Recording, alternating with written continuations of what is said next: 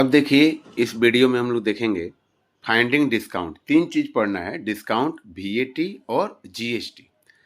तो डिस्काउंट जब भी आता है तो कोई भी चीज़ आए ना उसमें से उसको घटा देना है। जैसे डिस्काउंट बराबर क्या होता है, mark price minus sale price. Suppose कीजिए कि किसी सामान की कीमत 1000 रुपया है और जब आप खरीदने जाते हैं तो वो आपको 800 रुपये में मिलता है। तो यानी कि 200 रुपये का क्या हुआ, आपको डिस्काउंट मिला। ठीक है, तो वही आपका डिस्काउंट कहलाता है। इसके एग्जाम्पल्स हैं, जैसे देखिए an item marked at rupees 840 and sold for 714। 840 रुपये में आपको उसका मार्क प्राइस रहता है, लेकिन 714 रुपये में ही मिल जाता है आपको। तो टोटल उसका डिस्काउंट कितना हो गया, 126 रुपीज़, यानी घटा दिए हैं। तो आइए हम लोग इसी को देखेंगे। ठीक है, यहाँ सेल टैक्स है, सेल टैक्स है, या वैल्यू एडेड टैक्स है, वीएटी या जीएसटी है। ये जब भी आए ना तो 100 में इसको ऐड कर देना है। डिस्काउंट में 100 में घटा दिया जाता है। जैसे मान लीजिए 20% का डिस्काउंट है तो 100 में से 20% घटा देंगे। लेकिन जब भी वीएटी और जीएसटी आए तो वहाँ पर जोड़ देते हैं, 100 में उसको जोड़ देते हैं। देखिए जैसे मैंने यहाँ पर लिखा है ना, आपको दिखा, देखिए वीएटी 100 प्लस टैक्स और जीएसटी 100 प्लस टैक्स। तो और जब भी डिस्काउंट परसेंट निकालने के लिए आए तो discount into 100 by mark price कर देंगे। अब जैसे यहाँ पर कुछ क्वेश्चंस है जिसको हम लोग देखते हैं और आपको समझ में आ जाएगा कि इसमें क्वेश्चन क्या कर रहा है। कर है during a sale a shop offered a discount of 10% on the mark price of all the items. What would a customer have to pay for a pair of jeans marked at rupees 1450 and two shirts marked at 850 rupees. देखिए etch यहाँ पर ध्यान देना है कि 1450 रुपये में 2 jeans और 850 रुपये में एक टी शर्ट मिल रहा है, ठीक, शर्ट मिल रहा है। अब हमको क्या करना है ना, सबसे पहले ये देख लेते हैं कि मार्क प्राइस ऑफ जीन्स है 1450 रुपये, दो जीन्स के लिए। उसी प्रकार से मार्क प्राइस ऑफ शर्ट हो गया 1700। लिखा तो 850 था, लेकिन वो एक के लिए लिखा था और हमको 2 के लिए ले लेना है, तो 1700 हो गया और डिस्काउंट 10% का है। अब टोटल मार्क प्राइस कितना हो जाएगा, दोनों को जोड़ दीजिए, 1450 और 1700 को जोड़ेंगे तो 3150 हो जाएगा और डिस्काउंट है 10% का। तो सेलिंग प्राइस कितना हो जाएगा, 3150 माइनस 3150 इंटू 10%। अब इसी में से ना हमको डिस्काउंट लेना था। देखिए अभी इसको हटा देते हैं, हमको डिस्काउंट कितना परसेंट लेना था, 3150%। तो वो लेते तो 315 रुपया आ गया, और चूंकि हमको डिस्काउंट सेलिंग प्राइस में से लेना, जो मार्क प्राइस था उसमें से लेना था ना तो मार्क प्राइस हमारा 3150 था और आपका 315 रुपया डिस्काउंट हो गया इसका, तो सेलिंग प्राइस कितना हो जाएगा, 2835 रुपया।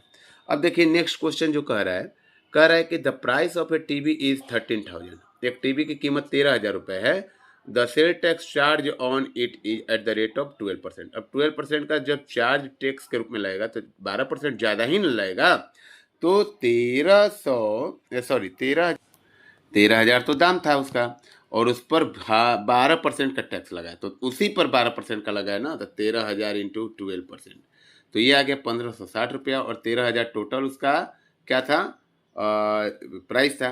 तो अब क्या है कि बेचेगा कितना में, तो 13,000 प्लस 1560 जोड़ देगा तो 14,560 रुपया हो जाएगा, क्योंकि 12% टैक्स लगा है उसका। अब थर्ड क्वेश्चन जो दिया है, कह रहा है, देखिए कि Arun bought a pair of skates at a sale where the discount given was 20%। मैंने पहले बताया था, जैसे ही डिस्काउंट कहेगा तो वहाँ पर 100 में से 20 क्या कर देना है, घटा देना है। और 1600 रुपया इसका अमाउंट पे कर रहा है वो, यानी कि सेलिंग प्राइस था 1600 रुपया। तो कह रहा है कि मार्क प्राइस कितना हो जाएगा, तो निकाल लिया जाए। देखिए मार्क प्राइस बराबर हो जाएगा 1600 गुना 100 बटा 100 माइनस 20, क्योंकि यहाँ पर डिस्काउंट है। तो अब क्या करेंगे, 1600 गुने 100 बाई 80 करेंगे तो ये आपका आ जाएगा 2000 रुपया। ठीक है, अब देखिए चौथा क्वेश्चन कह रहा है कि I purchase a hair dryer for rupees 5400 including 8% VAT, find the price before VAT was added. VAT नहीं लगा था तब उसका प्राइस बताना है। तो देखिए हम इसको बताते हैं दो तरीके से पहला लंबा तरीका है, कह रहा है कि let the price before VAT was rupees x. अब एक्स रुपया उसका पहले दाम था वैट के पहले, तो अब जब वैट लग गया तो 8% जुड़ेगा ना, मैंने पहले ही बताया था कि वैट और जीएसटी में जुड़ता है टैक्स। तो यहाँ पर एक्स, चूंकि एक्स ही रुपया था हमारा माने हैं, x plus x into 8 by 100 is equal to 5400। ये टैक्स लगने के बाद 5400 रुपया है और ये टैक्स लग गया है हमारे यहाँ पर प्लस में। अब जब हम इसको सॉल्व करेंगे तो x plus 8x/100 is equal to 5400 और जब इसको देखेंगे तो 100x plus 8x/100 is equal to 5400 और तब ये हो जाएगा 108x/100 इज इक्वल टू 5400 और जब इसको सॉल्व करेंगे तो आ जाएगा x is equal to 5400 into 100/108। अब क्या करेंगे, जब इसको हम कटाएंगे तो आ जाएगा ₹5000। यहाँ पर देखिए इसको शॉर्ट तरीका से भी बना सकते हैं। क्या करते हैं कि 5400 इंटू 100/100 प्लस 8 कर देते हैं। 100 प्लस 8 क्यों किए, क्योंकि मैंने पहले ही बताया था कि आपका वैट हो या जीएसटी वो दोनों ऐड हो जाता है और जब हम इसको सॉल्व करते तो हमारा 5000 रुपया आ जाता। लास्ट क्वेश्चन भी इसी प्रकार से है कि वो पूछ रहा है कि बिफोर जीएसटी उसका क्या दाम होगा। तो बिफोर जीएसटी मान लीजिए x, तो जब हम जीएसटी जोड़ेंगे तो 18% जोड़ना पड़ेगा ना, तो वह हमारा 1239 रुपया है जोड़ने के बाद। और जब इसको हम सॉल्व कर रहे हैं तो देखिए हमारा आएगा 118x/100 इज इक्वल टू 1239 और x का जब वैल्यू निकालेंगे तो 1339 इंटू 100/118 और जब इसको सॉल्व करेंगे तो ये 59 से कटेगा 2 टाइम्स में और ये 50 से कटेगा 2 टाइम्स में और फिर 59 से ये आपका 1239 21 टाइम्स में कट जाएगा तो आ जाएगा आपका 1050 रुपीज़। इसको शॉर्ट तरीका से भी बना सकते थे, डायरेक्ट 1239 इंटू 100/100 प्लस 18 कर देते हैं क्योंकि यहाँ पर आपका जीएसटी लगा है तो जीएसटी में 100 में जुड़ जाता है और जब इसको सॉल्व कर दे तो आता है हमारा 1050 रुपीज़। तो यही था, इसमें ज़्यादा कुछ है नहीं।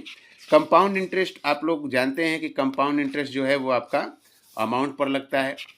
तो यहाँ पर देखिए जो आपका क्वेश्चन दिया हुआ है इसमें सिंपली क्वेश्चन जो दिया हुआ है कि 54,000 जो है यहाँ पर 2003 में था और 5% के रेट से बढ़ रहा है तो पॉपुलेशन इन 2001 पूछ रहा है। तो जब भी यहाँ पर पीछे का पूछेगा और बढ़ रहा होता है उस केस में आपका ये 54,000 जो है वो अमाउंट बन जाएगा। और अगर बाद में पूछता 2005 में जैसे पूछा है, ये 2003 में दिया है ना, तो 2001 में पूछ रहा है तो यहाँ पर ये अमाउंट बन गया और 2005 में जब पूछ रहा है तो ये 2003 वाला प्रिंसिपल बन जाएगा। ठीक है, और जब इसी के हिसाब से हम लोग बनाएंगे तो ये बन जाएगा। और आपको पता है कि आपका फॉर्मूला क्या होता है, फॉर्मूला जो होता है आपका अमाउंट का होता है पी ब्रैकेट, पी मतलब प्रिंसिपल, 1 प्लस आर, आर मतलब रेट बाई 100 का पावर एन, एन मतलब टाइम। उसी प्रकार से कंपाउंड इंटरेस्ट निकालना होगा तो P bracket 1 plus R by 100 का पावर एन माइनस पी हो जाएगा। ठीक है, तो ये आपका फॉर्मूला है। यहाँ पर फिर से समझ लीजिए कि जो आपका अगर 2003 में दिया हुआ है और उससे पीछे पूछ रहा है और तब जब रेट आपका 5% के दर से बढ़ रहा है तब यहाँ पर ये आपका अमाउंट बन गया और जैसे ही आपका 2005 में पूछेगा तो ये प्रिंसिपल बन जाएगा। ठीक है, जब आगे का साल के पूछेगा तो ये प्रिंसिपल बन जाएगा। यहाँ पर 2 आवर्स देखकर आप विचलित मत होइएगा, यहाँ पर आपको जहाँ एन दिया है वहाँ पर 2 ही रखना है। ठीक है, उससे मतलब नहीं है क्योंकि ये बैक्टीरिया के संख्या पूछ रहा है तो इसलिए आपको टेंशन नहीं लेना है, फॉर्मूला वही लगा देना है यहाँ पर अमाउंट का। और तीसरा जो दिया हुआ है यहाँ आपका 8% के रेट से डिप्रिसिएट हो रहा है यानी घट रहा है तो ये प्रिंसिपल हो जाएगा और 1 माइनस 8% हो जाएगा क्योंकि डिप्रिसिएट मतलब घटना होता है तो उसी के हिसाब से बना देना है। और आपका एक ही साल का पूछ रहा है तो ज़्यादा आपको इसमें कैलकुलेशन करने की जरूरत नहीं है। आशा है कि आपको समझ में आया होगा और अगर कोई दिक्कत होगा तो आप कमेंट सेक्शन में लिख दीजिएगा, मैं फिर से आपको बता दूंगा। Thank you and have a nice day.